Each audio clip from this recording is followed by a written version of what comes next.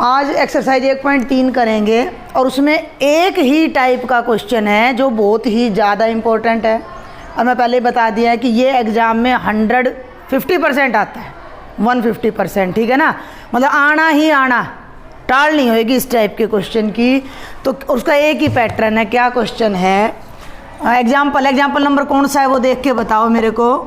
सिद्ध है करो कि वर्गमूल 2 एक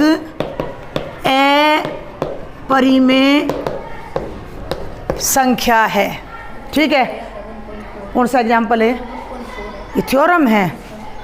नहीं बेटा, मैं एग्जाम्पल तो बनूंगा √3 का। अच्छा, इसको परमेय लिख दिया इसने, थ्योरम लगा लो। चलो, थ्योरम नंबर 1.4। अब ध्यान से सुनना भाई मेरी बात को। ये कह रहा है कि तुमने सिद्ध करना है कि वर्गमूल 2 एक अपरिमेय संख्या है। अब अपरिमेय संख्या क्या होती है, कोई बता सकता है मेरे को, या मैं बताऊं? ना लिखी जा सके, क्योंकि p बटा क्यू का मतलब, अब तुम यूं तो देखो वर्गमूल 2 लिखा जा सकता है, वर्गमूल 2/1, लेकिन p बटा क्यू का क्या मतलब होता है कि p ने भी पूर्णांक होना है और q ने भी पूर्णांक होना। इस लॉजिक को समझ के चलना भाई। p बटा क्यू का मतलब है ऊपर वाला भी पूर्णांक नीचे वाला भी पूर्णांक, लेकिन यहाँ वर्गमूल 2 है, वर्गमूल 2 पूर्णांक नहीं है। मैं इसको बेशक वर्गमूल 2/1 के रूप में लिख दूं, लेकिन ये पूर्णांक नहीं है, तो ये परिमेय संख्या नहीं है। अब अपरिमेय की एक और पहचान होती है, हमने इसको अपरिमेय सिद्ध करना है। अपरिमेय का जो दशमलव है, डेसिमल एक्सपेंशन, वो कैसा होता है? वेरी थोड़ी सी गलती कर दी। दशमलव कैसा होता है परिमेय संख्या का?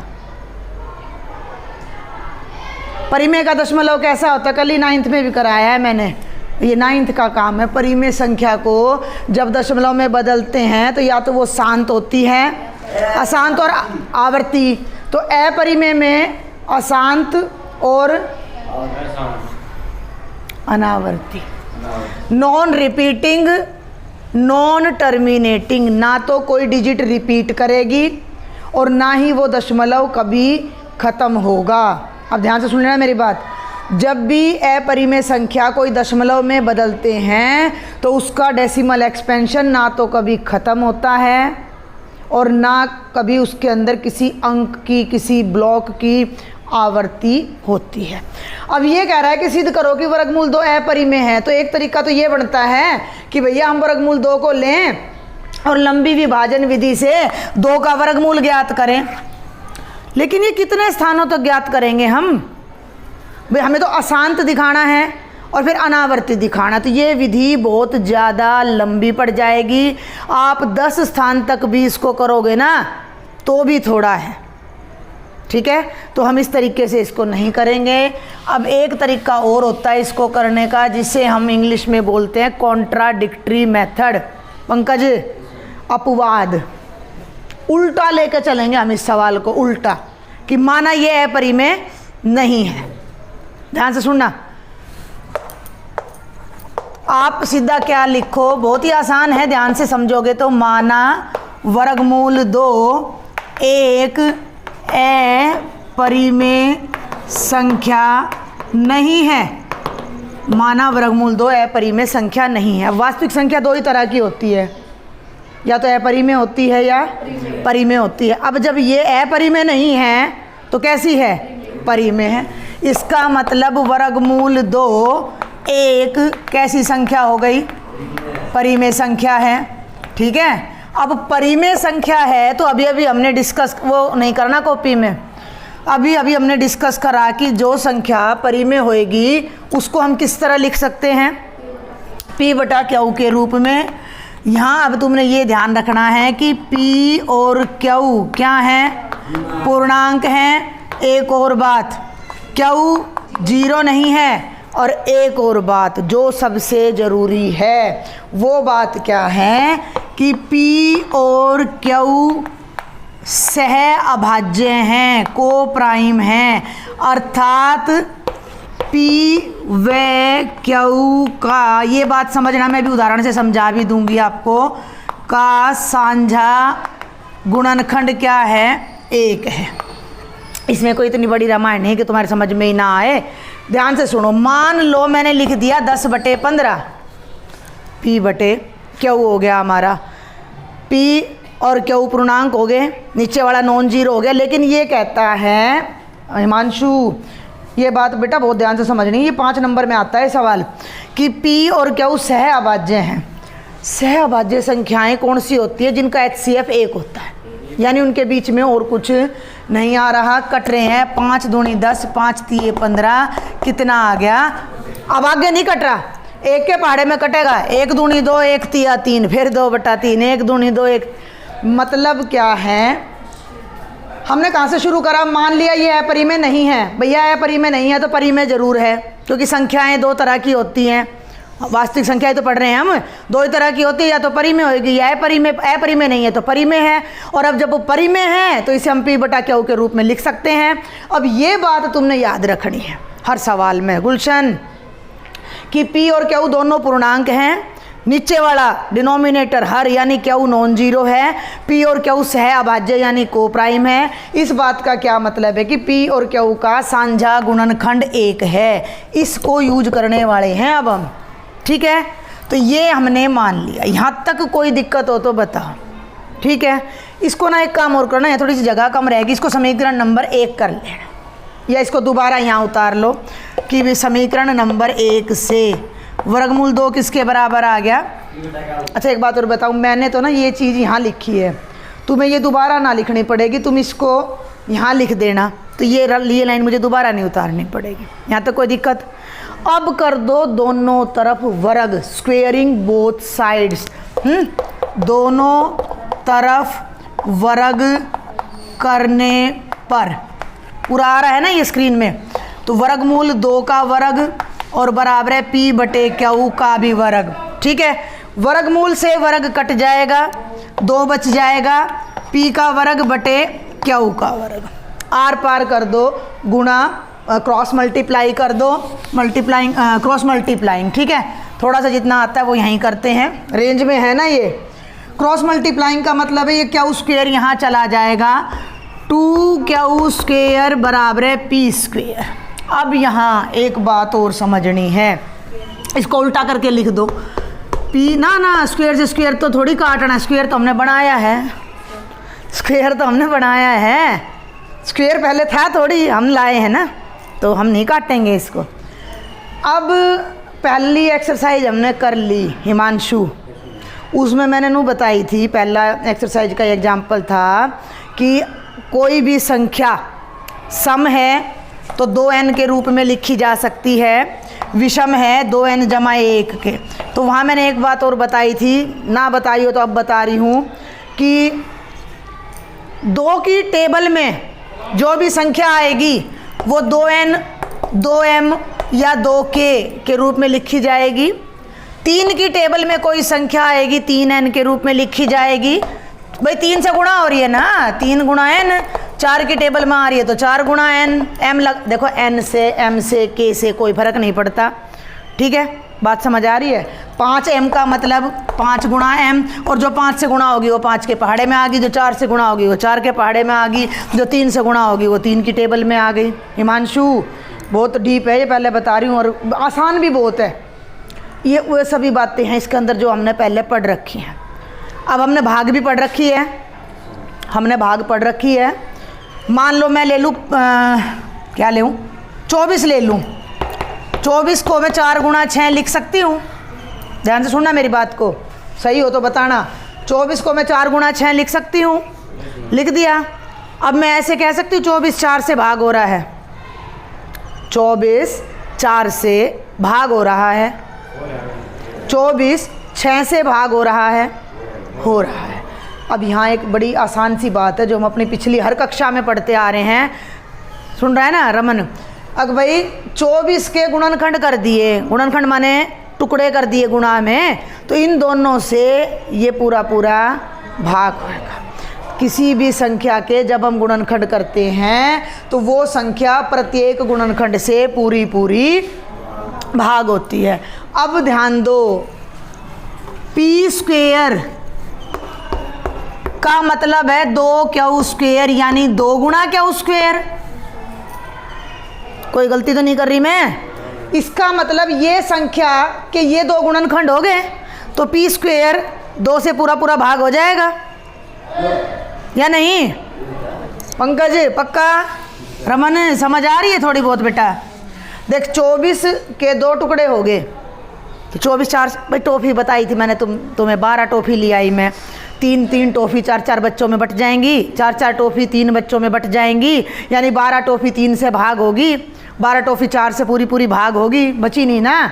12 टॉफ़ी 2 से भाग होगी, 6 से भाग होगी, ठीक है। तो जो उसके गुणनखंड होते हैं उनसे वो पूरा भाग होता है। तो अब मैं यहाँ ये लाइन लिख सकती हूँ कि पी स्क्वेयर 2 से पूरा भाग होता है। P square is divisible by 2, पूरा भाग होता है। पी स्क्वेयर 2 से पूरा भाग होता है। समझ आ गया? अब यहाँ एक बड़ी इंपॉर्टेंट थ्योरम है जो हम बिल्कुल नहीं करेंगे, मैं आपको बताऊंगी भी नहीं, डायरेक्ट रिजल्ट बताऊंगी। कोई भी अभाज्य संख्या है, ठीक है, कोई भी अभाज्य संख्या है और वो a की घात 2 को भाग करती है तो वो संख्या उस a को भी भाग करेगी। ये थ्योरम आपके सिलेबस में नहीं है भाई प्रूव करने के लिए, लेकिन आपने ध्यान रखना है। अब जब पी स्क्वेयर 2 अभाज्य है, पी स्क्वेयर 2 से पूरा भाग हो रहा है तो पी भी 2 से पूरा भाग होगा, ठीक है। और जब P 2 से भाग होगा तो P 2 के पहाड़े में आ रहा है, और जब P 2 के टेबल में आ रहा है तो P को मैं राइट कर सकती हूँ 2m के रूप में, जिसमें m आपका क्या है? एक पूर्णांक है। m आपका क्या है? एक पूर्णांक है। कोई समस्या यहाँ तक? थोड़ा सा जल्दी फिर बता दूँ। वर्गमूल 2 एक अपरिमेय संख्या हमने मान लिया नहीं है। वर्गमूल 2 अपरिमेय नहीं है तो परिमेय है। परिमेय है तो हम उसे p बटा क्यू के रूप में लिख सकते हैं, जिसमें p और क्यू दोनों पूर्णांक हैं। क्यू 0 के बराबर नहीं है। p और क्यू किसी भी पहाड़े में नहीं आते 1 के अलावा। इसका मतलब p और क्यू सह अभाज्य है, यानी p और क्यू का साझा गुणनखंड 1 है। बढ़ूँ आगे? यहाँ तो कोई दिक्कत नहीं। उसी बात को हमने फिर लिख लिया। दोनों तरफ हमने अगला स्टेप क्या है? वर्ग कर देना है। यहाँ वर्ग करेंगे तो वर्गमूल से स्क्वायर कट के 2 आ जाएगा और ये P square by Q square बन गया। क्रॉस मल्टीप्लाई करा, ठीक लिखा है ना मैंने? हाँ, तो पी स्क्वायर बराबर है 2 क्यू स्क्वायर आ गया। अब आपको ये बातें पता होती ना तो बीच में मुझे बतानी नहीं पड़ती, लेकिन हमने ये समझी है ना, इसलिए हमें यूँ लग रहा है बहुत कुछ पता नहीं कितना पढ़ लिया हमने। 2 गुणा क्यू स्क्वायर। अब पी स्क्वायर के ये दोनों गुणनखंड हैं तो पी स्क्वायर 2 से भी भाग होएगा, क्यू स्क्वायर से भी। हम इसको नहीं पकड़ेंगे, हम तो 2 को पकड़ेंगे। पी स्क्वायर 2 से पूरा भाग होता है। अब मैंने थ्योरम बता दी। अगर कोई अभाज्य संख्या, प्रियांशु ध्यान से सुन ले, अगर कोई अभाज्य संख्या किसी संख्या के वर्ग को भाग करती है, 2 है 16 के वर्ग को भाग करता है 256 को, तो 2 16 को भी भाग करेगा पूरा। तो P भी 2 से पूरा भाग हो जाएगा। P 2 से भाग हो गया तो P 2 के पहाड़े में आएगा, यानी 2 का मल्टीपल होगा, और जो 2 का मल्टीपल हो तो उसे हम इस रूप में लिख सकते हैं। यहाँ तक कोई दिक्कत? आगे बढ़ूँ। इस मान को आपने उठा के यहाँ रख देना है इक्वेशन नंबर 2 में। P का मान putting the value of P in equation number 2, P का मान समीकरण नंबर 2 में रखने पर, ध्यान से देखना, लेफ्ट में है P की पावर 2 तो ये हो जाएगा 2m की पावर 2 और 2 क्यू स्क्वेयर, ऐसे का ऐसा 2 का स्क्वेयर m का, और ये m स्क्वेयर बराबर है 2 क्यू स्क्वेयर। कोई दिक्कत नहीं यहाँ तक। इस 2 को उठा के नीचे ले आऊँ, 4m स्क्वेयर बटा 2 बराबर है क्यू स्क्वेयर, 2 दूनी 4। ध्यान देना, 2m स्क्वेयर बराबर है क्यू स्क्वेयर आ गया। क्यू फिर वही बात आ गई, क्यू स्क्वेयर हो गया 2 गुणा m स्क्वेयर। क्यू स्क्वेयर के 2 टुकड़े हो गए, यानी क्यू स्क्वेयर 2 से पूरा भाग हो रहा है। यहीं लिख दूँ, दिख रहा है, ये इसमें भी दिख रहा है। क्यू स्क्वेयर कोमा लगाना है यहाँ, 2 से पूरा भाग होता है। जब क्यू स्क्वेयर भाग हो रहा है तो क्यू भी 2 से मैं बोल रही हूँ साथ साथ, मान लो किसी बच्चे को भाई यूँ रहे कि क्या है लिखाई समझ में नहीं आ रही, 2 से पूरा पूरा भाग होगा या होता है लिख देना। यहाँ तक की कहानी समझ आ गई। अब देखो बस अब एक आखिरी लाइन रहेगी। यहाँ हमने यूँ कही है कि P और Q का साझा गुणनखंड 1 है। बहुत ध्यान से सुनना कि भाई 1 वो नंबर है जिससे P और Q दोनों भाग होते हैं। 1 के अलावा ये किसी से भाग नहीं हो रहे। लेकिन हमने यहाँ क्या कह दी, अब इसको हाईलाइट करना, P 2 से पूरा पूरा भाग हो रहा है, इसको नाम दे दो इक्वेशन नंबर 3। यहाँ मैंने कह दिया Q 2 से पूरा पूरा भाग होता है, इसको नाम दे देना भाई, ये इक्वेशन नंबर 4 है। देख लो जरा, देख लो ध्यान से, इक्वेशन नंबर 4 है।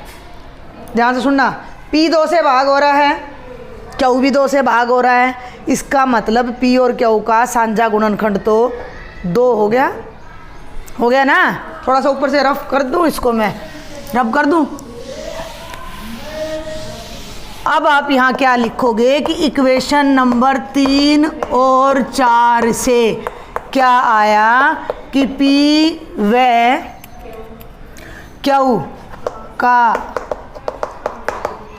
साझा गुणनखंड 2 है।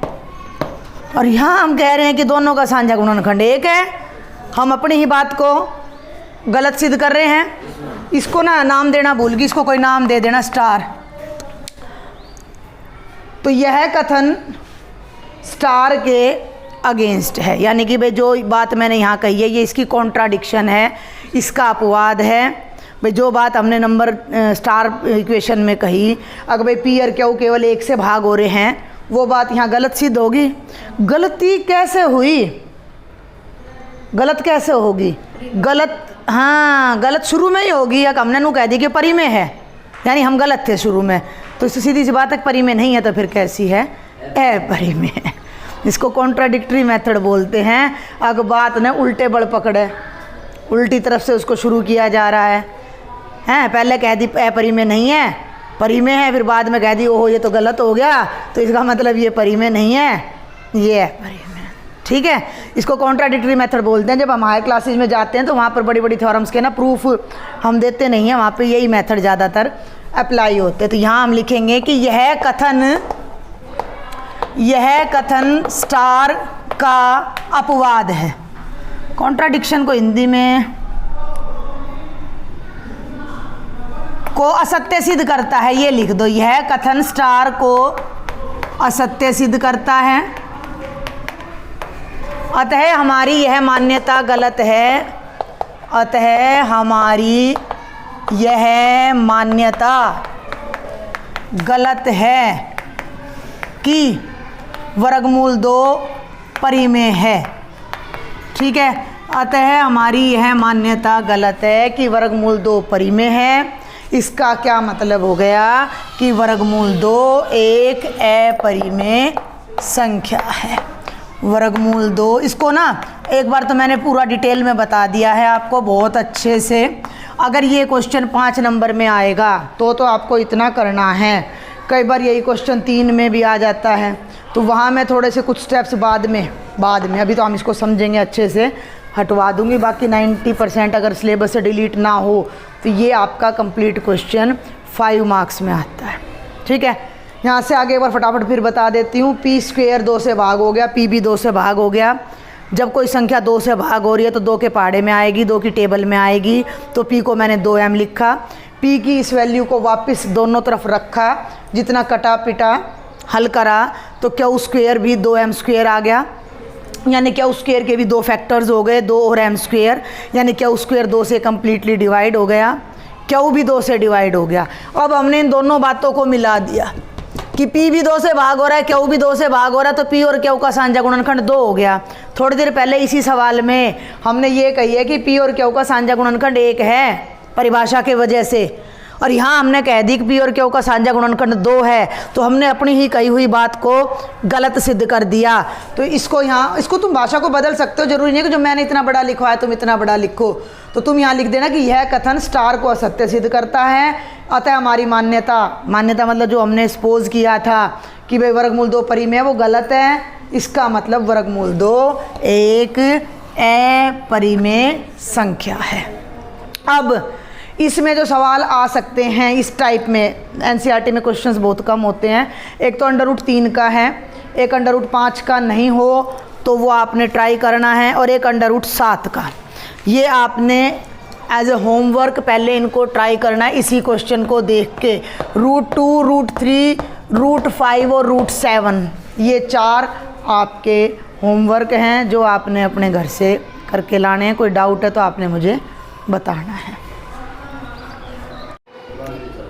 हो गया? देखो अब कहाँ होगी गलती जो आप कर सकते हो। इन चारों की प्रैक्टिस जरूर करनी है आपने। मैं हर बार करवाती हूँ बच्चों को ये, मतलब 4 सवाल तो मैं ज़रूर करवाती हूँ। √3 और 5 तो इसमें है ही, √5 है, हाँ है, और √7 प्रैक्टिस के लिए मैं करवा देती हूँ। कुछ नहीं बदलना, सारी कहानी यूँ की यूँ चलेगी। यहाँ √3 आ जाएगा, यहाँ √3 आ जाएगा। √3 का वर्ग करोगे तो हिमांशु 3 आ जाएगा, यहाँ 3 आ जाएगा, यहाँ 3 आ जाएगा, यहाँ 3। अभाज्य हैं ये सारी संख्याएं। एक बात, हाँ, और अभाज्य का वर्गमूल ही अपरिमेय होता है। हर अभाज्य संख्या का स्क्वायर रूट इरेशनल होता है, हर अभाज्य संख्या का वर्गमूल अपरिमेय होता है। ये बात आपने ध्यान रखनी है। ये बहुत छोटी छोटी बातें हैं, छोटी छोटी ट्रिक होती हैं जो आप याद रख सकते हो। तो यहाँ हर जगह 3 3 आता चला जाएगा। अब यहाँ बच्चे क्या करते हैं, 3 आ गया ना, तो 3 का वर्ग 4 नहीं कर देना है। अब यहाँ 9, मतलब थोड़ा आँख कान खोल के जब आपने इनकी प्रैक्टिस करनी है कि बस सिर्फ 2 की जगह 3 आएगा, तो ऑब्वियसली 3 का स्क्वायर 9 आएगा। बाकी सारी कहानी यूँ की यूँ चलेगी, 2 की जगह 3 3 आता जाएगा, और अगले में 5 आता चला जाएगा, और अगले में 7। हाँ, यही बात है जो आपने ध्यान रखनी है। ठीक है, थैंक यू।